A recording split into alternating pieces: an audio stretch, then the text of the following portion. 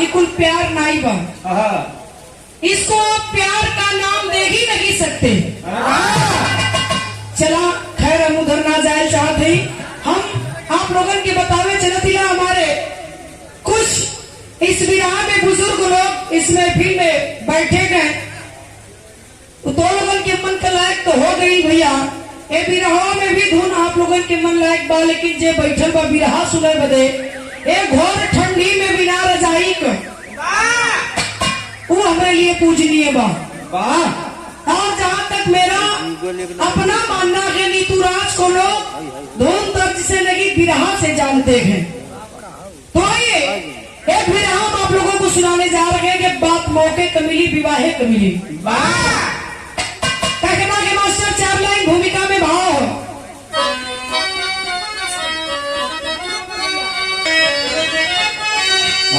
तो अहंकार जो भी किया इस जहां में अरे झुकना पड़ा एक यतना के आगे हम में रगब के स्वयं को झुकाता समझते हैं ज्ञानी न समझे ये भागे युवराज रीमात यशपाल जीती गजब के धनुर्धर महावीर शादी पत्नी नवेली हवेली में आई सियादा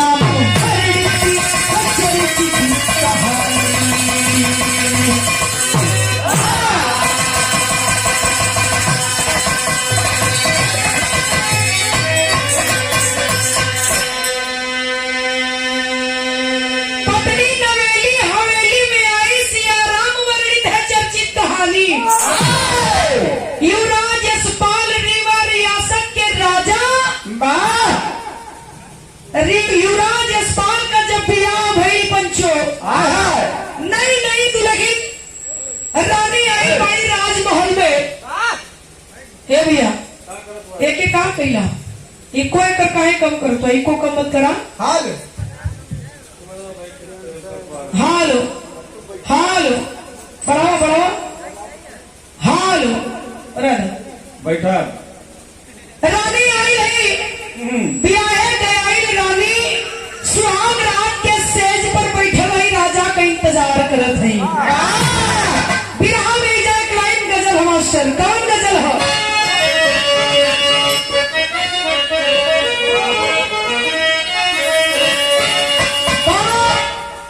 आशिक या कोनो मासूका कहा था मास्टर का कहे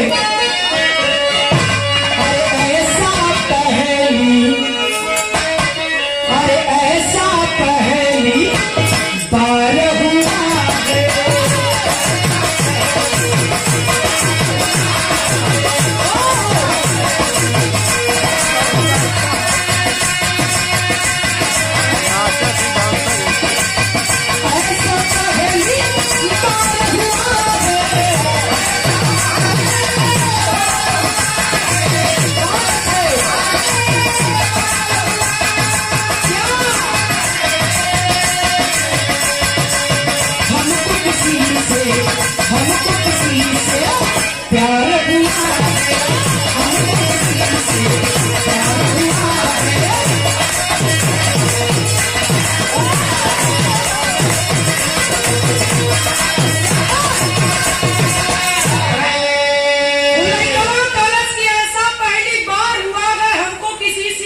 हुआ है। पहला प्यार आदमी जीवन भर ना भुला पावत। भाव लगल मास्टर जग में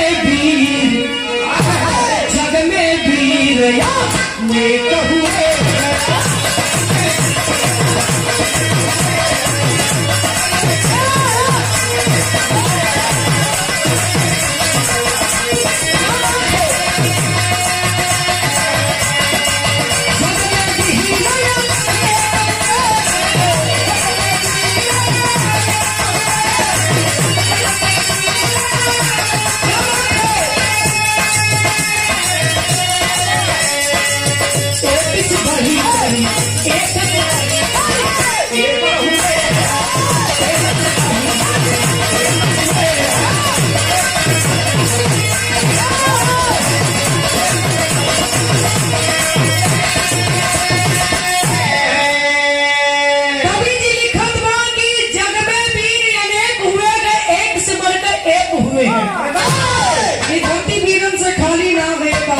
अब यही से कहानी शुरू हो गई। रानी राजमहल में बैठल राजा के इंतजार करत है। यहाँ राजा युवराज यशपाल अइला रानी के लगे और सुहाग रात के सेज पर रानी जहाँ घूंघट टील बिता के कार के जोहर है।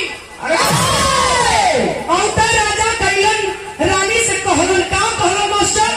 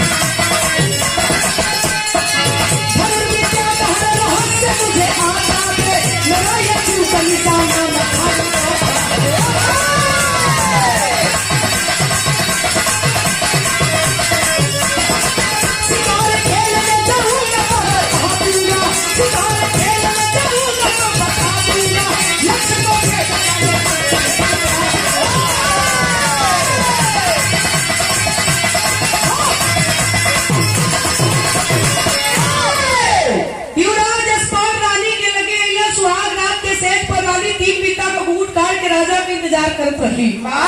यार राजा अइला और रानी का घूंघट उठौलन, चांद सा चेहरा देखलन। ओकरी बात राजा कहलन कि ए रानी तो के पता ना कि तू कैसन दुल्हा पौले बाड़ू, हम बहुत वीर हिला। रानी टुकुर टुकुर ताकत है। राजा कहलन कि बहुत वीर हिला। रानी खाली निहारत है। बहुत वीर धनुष बाण का ज्ञाता है। जब मारीला एकदम चौचक निशाने पर मारीला। हमार निशाना कबो खाली नहीं बा नकल। अब कहतू तो तू चार नमूना अब पेश करी। जवन पेश करे के पहले वो पेश करता। रानी कहली कि जवन पेश करे के पहले वो पेश करा। राजा कहला कि ये रानी एक नंबर के धनुष बाण के ज्ञाता गिला, बहुत निशाने बाज हैला। रानी सोचे लगली कि ये भगवान आज सुहाग रात बा। आई आल हो बकरा आधी बतियावे। अरे मोरी पप्पा, अरे मोरी बहिनी, आधी रतिया बीत गई, अधिये बाकी बा। टोपिया लगौले रहिए का लोग के ना कहते सुनो जाने के। और मैं भी के बादशाह दूल्हे राजा जी ने पाकर हम सारे समाज के लोग आए। वाह, ये आपकी तरफ से पुष्पहार 101 रुपया पुरस्कार बा। मालिक आपके बना के रखे, जोड़ा सदा सलामत रहे, अपने वैवाहिक जीवन में तरक्की करे, कामयाबी कदम चूमे। बहुत बहुत धन्यवाद, बधाई है आपको। वाह, गौर करेंगे यार रानी मने मने भुसुरात करिए आए हो। अरे मोरी बहिनी, आधी रात बीत गई, आधिया बाकी है। राजा बोकर आधी बतिया हो धुआं। राजा करे रानी ताके के तैयार नहीं कली। ये राजा आधी रात बीत गई, आधी बाकी है। यही तरह बतिये में हो बीत जाई अनमोल रात। ये रात का कोनो मोल ना है राजा, मन का सुहाग रात हो। बाबू राजा इशारा समझ गई। रानी का दोनों परानी सुहाग रात मनौलन। हो गए सवेर। यार राजा राजसी भेष में राजा रावे इतना फोर के आदमी के समझेगा, सब जानत है। तू बताओ बढ़े के वहां तो जाके पेड़े के टुनरी पे बैठला झोला टांग के। चौबे तू घूमला भीतरी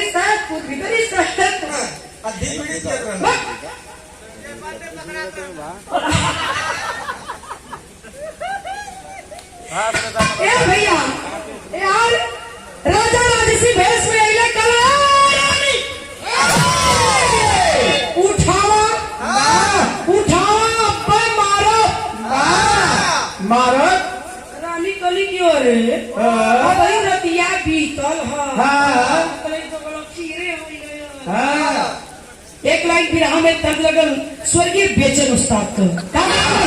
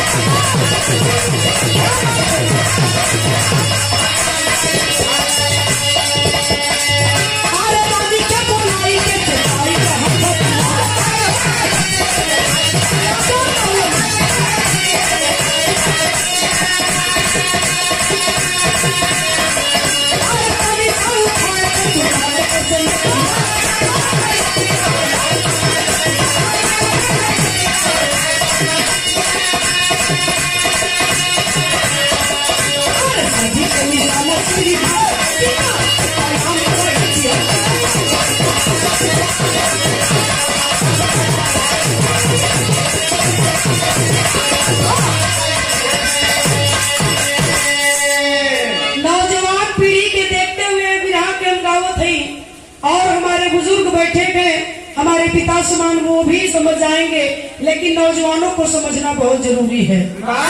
इन्हें बुरा मत बनिया भैया, तो लोगन के समझ में होला कि बिरहवा का होला, लेकिन नीतू राज का बिरहा जे एक बार दिल दिमाग से सुन ले और गारंटी है कि बिरहा का फैन हो जाइबा। लेकिन दिल से सुन ले तब 15 मिनट खाली जा दीबा की बिरहा का होले दाहो भैया पैसा ना रानी डरा गेली कि आज हो मारी राजा मरी है का। अरे रानी नाक का नथिया उठाओ, बाण मारो, आज मारो, बाण मारो। राजा कहे कि उठाओ नथिया, बाण मारो, शिकार पे चलो, टाइम ना है। रानी का करेजा 61, 62, 63, 64, 65, 66, करो लगल। रानी कली की आई हो माई, अरे बप्पा राजा ही नथिया पर बाण मरियन निशाने अगर बहुत तो जिलावा गायब हो जाये हमारे। एक जिला खा दी है राजा काल है, रानी बना के लिए आज काली बना के छोड़ दी है। राजा नाई कुल ना होई, राजा कल है होगी उठावा अमल तू फलतू आदमी ना आइला, एक नंबर के निशाने बाजी तब टका निशाना चौचक लगी। रानी अब करे तो का करे बाबू, राजा का बाग टारे कैसे। एक तक के नथिया रानी पकड़ले पहले है, अब पकड़ के नथिया उठा देली। राजा खींच के तरकस से बाण युवराज यशपाल एकदम निशाना साध कोई नथिया पर छोड़ी तो देहला। सही छोड़ला, बाण गए सुनते रानी बैठली। राजा कल का हो हाँ कोई हमारे मती निशाना बाज एक हम भैया युवराज यशपाल, हाँ कोई धरती पर हमारे जिसे निशाने बाज। रानी कली बड़ा नीमन काम कैला, जाए दोबारा मुंह में दिखाया एक काम खातिर आया, लेकिन ये काम बदे मत आया। लेकिन भयल बिहान पंचो राजा फिर यही कर उठावा मारा शिकार पे चला। रानी कली अजू मर ब्या जबले जिया तबले मारो पड़वा हो। एक महीना के दिन बीत कर राजा रोज शिकार पर जाए से पहले रानी के नथिया पर बाण मारे शिकार पर चल जाए। एक महीना जात जात रानी सुखाई के संठा हो गई, सुखाई रहठा हो गई। कवि जी हाँ रानी का हाल चाल ले बता जवन नौनिया डोली में से उतरले हो उन नौनिया देखलस कहस कि आय हो रानी हाँ अरे रानी हो रानी अरे तोहार का शरीर रहल का हो गई हो रानी। अरे डोली में से जब उतरले रही तो तोरी देही पर माछी बिछलात रहल हो रानी। रानी के तनी बढ़िया शरीर रहल राजा रोज बाण मारे रानी चिंता में मारे कुफुत में सुखाए बैठा हो गई। कुछ बढ़िया बात कले हुई हम जानत थी पानी है कि ना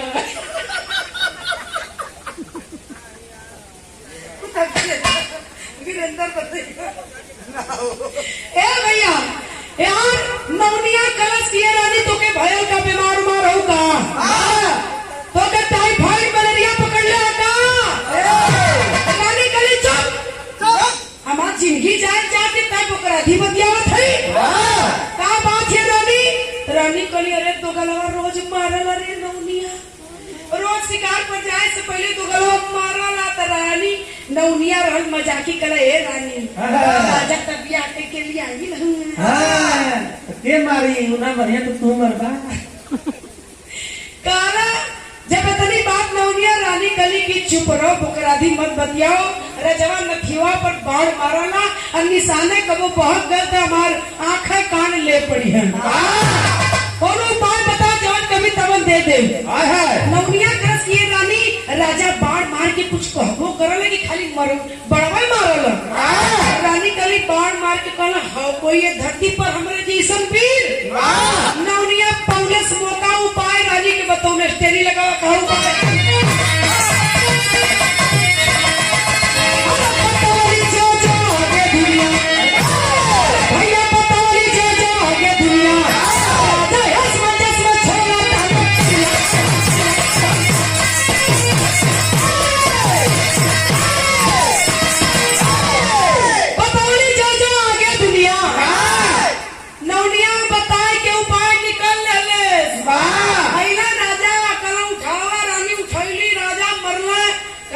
ये धरती पर रानी कली खबरदार खबरदार राजा और 1 महीना से सुनत सुनत हमार जीव पक गल जब देखा तब यह बात कले राजा इस धरती पर सुधा पीरन से खाली ना है यह तो नौनिया बतौल कि यह कह दिया राजा समझदार ने तो समझ जाई रानी कली की है राजा धरती पर सुधा पीरन से खाली ना है समझ के एक वीर हवन वहीं पर का वीर का निपोर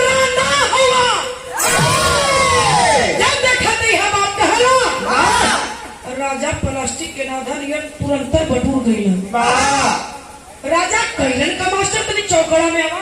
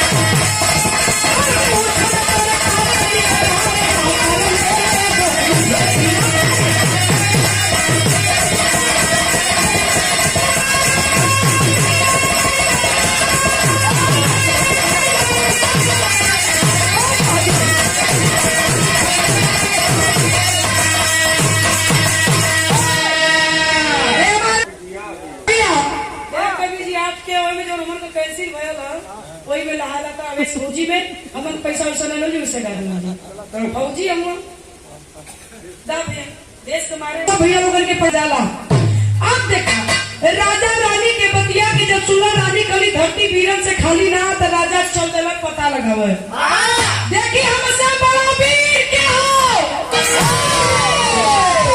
जब राजा चलना देखा कि हमसे बड़ा वीर के जात जात जात जात कुछ दूर पहुंचलन और जब कुछ दूर पहुंचल देखत हुआ कि एक सुनसान जगह में एक अकेला आदमी पेड़ के नीचे बैठल हो और बैठ के पेड़ के नीचे 10 अंगुरी में धागा लपेटले हो। 10 अंगुरी में धागा लपेट के दौड़ के दबावे फिरे के युवराज यशपाल के नजर पड़ल गई देखल कलो ए भैया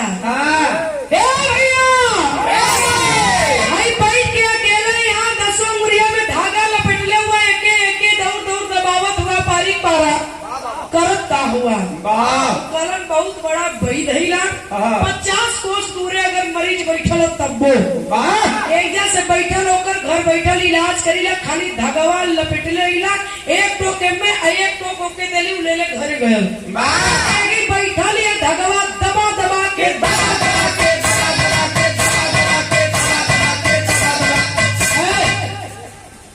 इलाज करीला मरीज घर बैठल एकदम ठीक हो जाला और कोई वैद्य हमरे जैसे ने धरती पर युवराज कलर की है बात रानी हमार कले रही है रानी से कली कि हमरे जैसे कोई वीर ना रानी कली धरती वीरन से खाली ना है आपको बहुत हुआ कि हमरे जैसे कोई वैद्य ना हो चला देखल जा कि हम वीर हिला की तीसर का वीर भी कोई बा बिरहा में तर्ज बड़ी बेजोड़ लगल मास्टर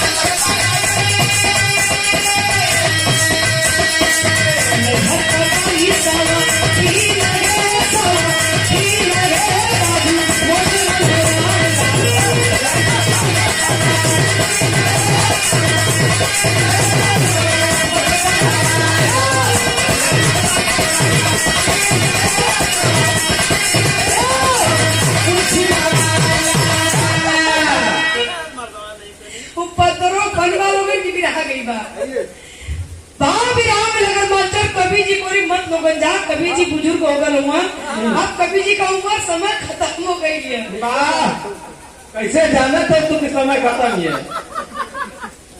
भाई भरपूर समय छिलवाओ का तो मोर गड्ढा पे चमचक रोज जाता हूँ ए भैया बिरहा में भाव लगाओ तो मास्टर भाई का चरच में पाए यसा पाल हो यसा पाल हो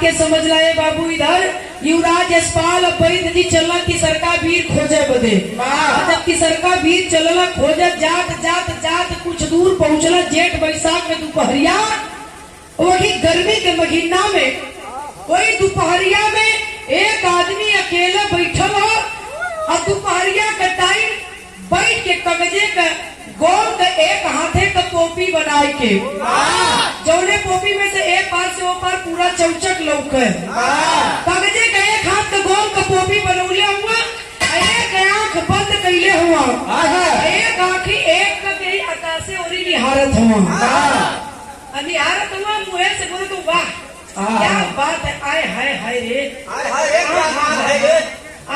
क्या बात है वाह वाह क्या बात है रे? पोपिया में से ताकत हुई दोनों जाने के नजर वो नहीं पड़ गई रुक गई ना भाई जी राजस्थान करे ये भैया कलका कर देखा हुआ आदमी अब कसवा में दोपहरिया का देखा था जाए के दोनों जाने वो आदमी के लगे एक जाने यहाँ पखुरा पे ठोकत हुआ यहाँ से एक जाने यहाँ पखुरा पे यहाँ से ठोकत हुआ जो ऊपरा देखत रहा यहाँ से ठोका कहे भैया ऊपरा देख के आ हा ओ हो यार कैले हुआ ये देखत का हुआ तनी बतैबा ए भैया ये लोग जितना कहा उतना घुरुक के भगा के अपन फिर देखे लगे 10 मिनट के बाद तक तकड़ा कलम मर्दवा न रख के देहला कल कहा न रख के दिली भैया कहा मर्दवा इतना बढ़िया नाच देखत रही है स्वर्ग का मेनिका उर्वशी नाचत रही नाच देखत रही है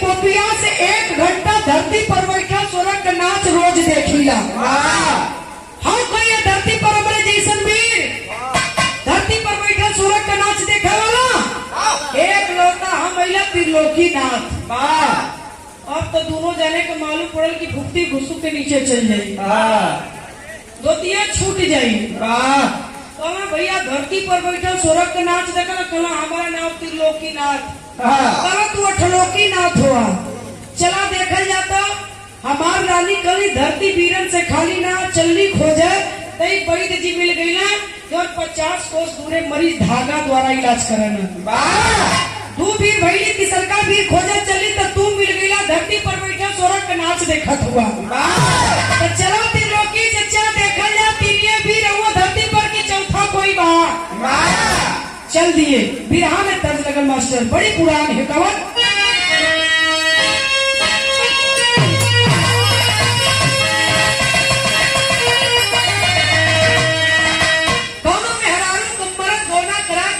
कुछ दिन बितौलो कई बात कमाए गई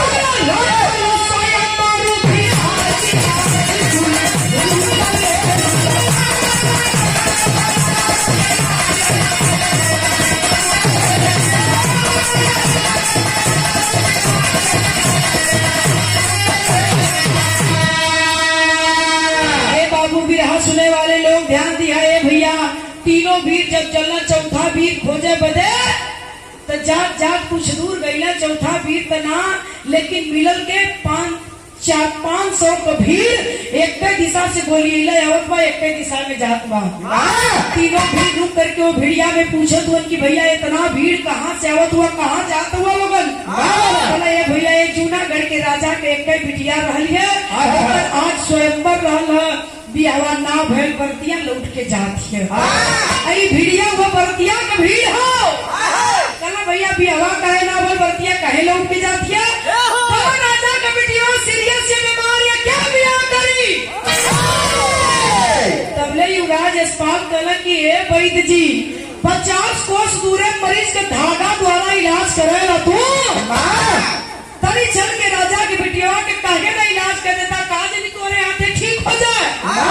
अरे भैया राजा का महल कितना दूर? कल 3 कोस, यहाँ से 3 कोस का दूरी है। चल ये तीनों वीर राजा जूनागढ़ के दरबार में और जाके मिलन का पापड़ से भाव हो गया।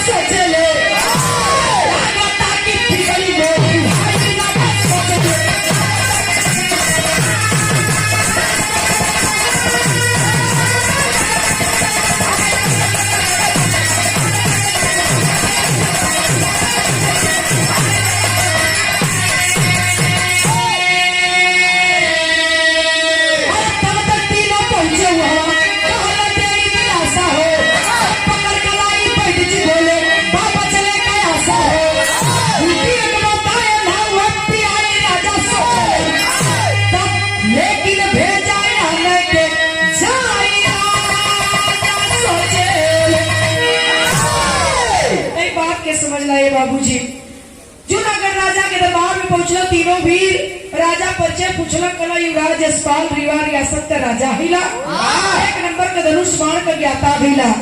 ये हुआ वैद्य जी 50 कोस दूरे मरीज का इलाज करला। ये हुआ त्रिलोकी नाथ धरती पर बैठो स्वर्ग का नाच देखलन। कला यहाँ त्रिलोकी नाथ का ना युवराज यशपाल आप का ना या जरूरत वैद्य जी कह। अरे वाह वैद्य जी हमार बिटिया सीरियस है, अगर हमारे बिटिया के ठीक कर दे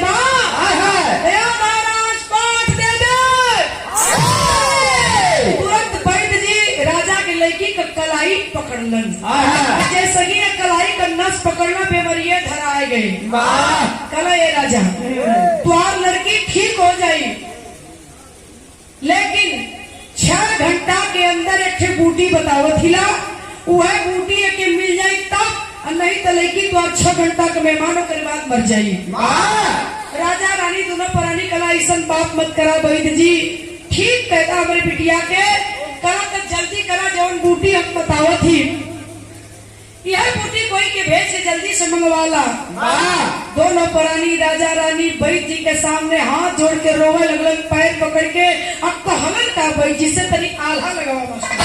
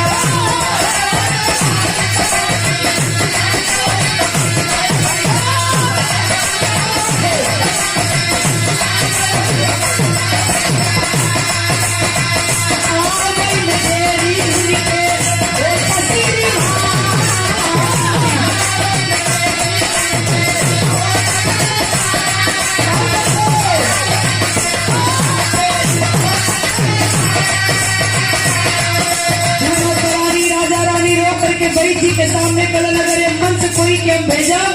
ए वैद्य जी बुटिया पहचाने में ही 6 घंटा ना 8 घंटा लगा दी है। तब तक हमार बिटिया बतौला की 6 घंटा का मेहमान है, हमार लड़कियां मर जाई है। वैद्य जी आधा राज दे दे, जाए के बूटी लिया के मेरे बेटी का जान बचा लाए। वैद्य जी तूने फरारी वैद्य जी का पैर पकड़ के रोवा लगलन। बाबू कल की आई बारात दरवाजे से अपने लौट गई, वो भागा बाप भैया, वो भागा मतारी हिला। ए वैद्य जी हाथ जोड़ दिला, आप जा बूटी लेके जल्दी आवा। चल दिए वैद्य जी बूटी डाले के लिए। बाबू अब वैद्य जी बूटी आने गईलन, 5 घंटा का समय बीत गल, वैद्य जी अइलन नाही। 6वें घंटा में घड़ी का सुई प्रवेश कर गई, लेकिन वैद्य जी अइलन नाही। तब भैल का मास्टर कहैया से पाल तीरा, लोटी के भला के भैया।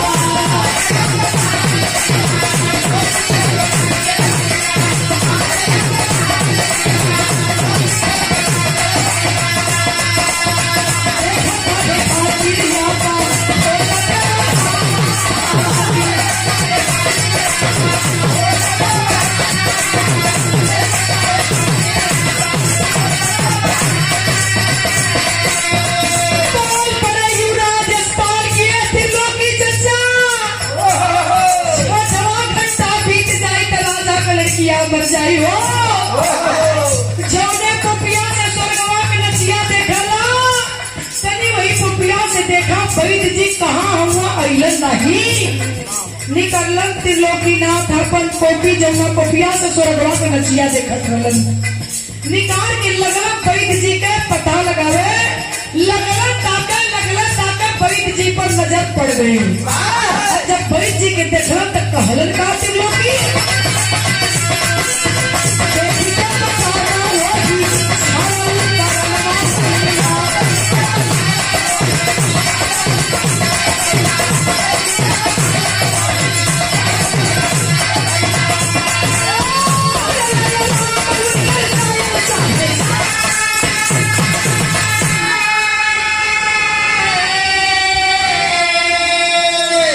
बाबू त्रिलोकीनाथ जब पोपी से देखने लगला कि वैद्य जी कहाँ हुआ अइलन नहीं, तब तक वैद्य जी पे नजर पड़ गई। कल आए गल हुआ गाँव के गोड़े आलीशान विशाल जो पीपरे का पेड़ है, वही पीपल के पेड़ के नीचे वैद्य जी बैठ के सुस्तात हुआ। मारत पुरुआ का झोंका, वैद्य जी थक के एकदम चूर हुआ। अब वैद्य जी का आंख झप्पी लेत बा, आंख झप्पी लेत बा। इतना वैद्य त्रिलोकीनाथ कहता हूँ तले वैद्य जी का अखियां बंद हो गई। वैद्य जी के मलस पुरुआ एकदम वैद्य जी नींद में हो गई। अब इतना ना त्रिलोकी वही रुकल ना हुआ। कल भैया का वही बरगद के वही सॉरी वही पीपरे के पेड़े के नीचे से करियवा नाग देखा निकलल करके वही वैद्य जी के कपारे पर बैठ के फन काट के फुफकारत है। अब वैद्य जी के डसी वैद्य जी का काम खत्म हो जाई। वैद्य जी अहिया नाम महल में राजा का लड़की मर जाई। अरे बाप रे बाप, इतना कहले का देरी रहल। तुरंत युवराज अस्पाल कले त्रिलोकी चचा यही पोपिया से कुल देखत हुआ कि वैद्य जी सूत गलो, वैद्य जी के कपारे पर करिया नाक फुफकारत हो कि साफ साफ पोपी से सारा नजारा लौकत हो। तब हटा मोड़ी खींच लिया तरकस से बाढ़ युवराज अस्पाल, मोड़ी हटावा किसाने में पोपी लगाया था। कैलन का युवराज अस्पाल बिरहा का आखिरी लाइन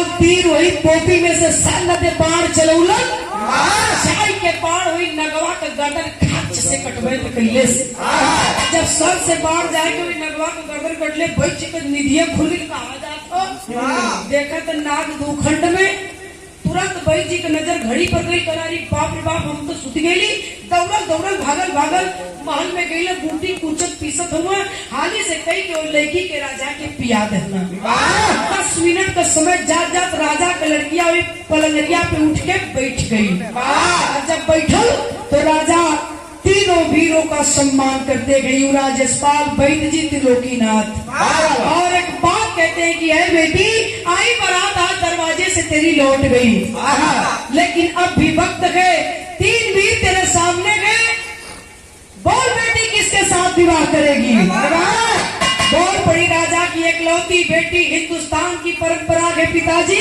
और सुन लीजिए मेरा फैसला क्या है आइए कुंवारी रहबे वैद्य जी के साथ हो पहली बार हमारा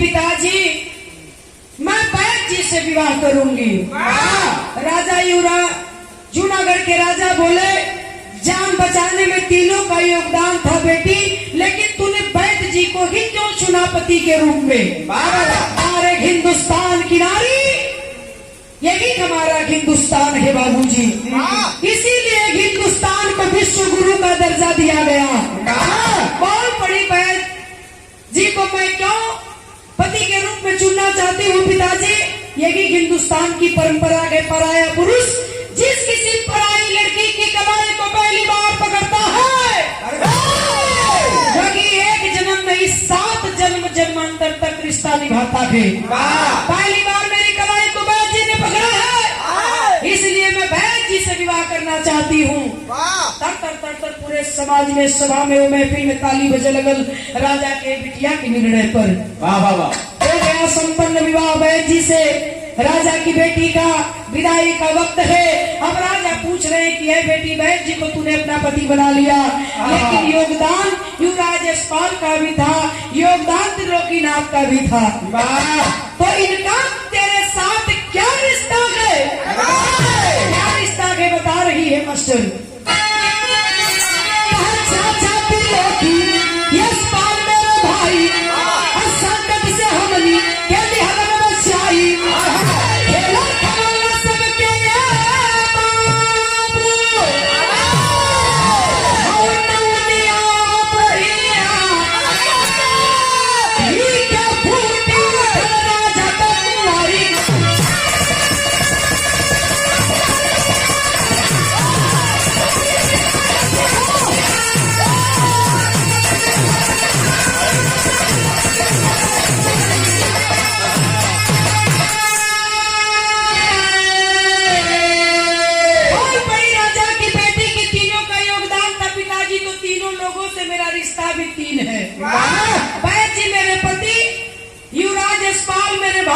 त्रिलोकी मेरे चाचा और चाचा और भाई का बाप का यही कर्तव्य बनता है जब जब बहन बेटियों की जान मान सम्मान खतरे में पड़ जाए तो पिता भाई चाचा अपने जान की परवाह नहीं करते बहन बेटियों की जान बचाते हैं तो इसलिए मेरे पिता के समान गए मेरे भाई के समान गए और वैद्य जी को मैं अपना पति स्वीकार करती हूँ तो खेला खेलौले सबके हो नौनिया गुड़िया अपनी के बूटी उठल राजा का कुंवारी गुड़िया अगर नौनिया रानी से ना पाले हो कि दुनिया में धरती में एक से एक वीर हो धरती वीरन से खाली ना हो का करे रानी राजा से कभी का करे राजा वीर खोजा चलतन बैद जी अपन वह उठौला या दैची हाँ लेके वही बम्बई महानगरी पकड़ महानगरी पकड़ लो बम्बई पहुंच गई अटैसिया लेके बैद जी हाँ रहना तो हाँ? जाएगा बोला अरे बोलना कि मैं का सबको जब का बचबा कर उनकर उठिए तो हमारे दूर दसे बैठ जी हमारे गुरु भाई होगा देखा भैया वरना भी मुतावना कहानी खत्म खानदान का बच्चे हवा मास्टर बाहर बिहारी गुरुरंग ऐसे थे इसी वतन में श्यामा सीताराम भरत जी भी सुना दी क्या बन गए ताऊ हो बाप वाली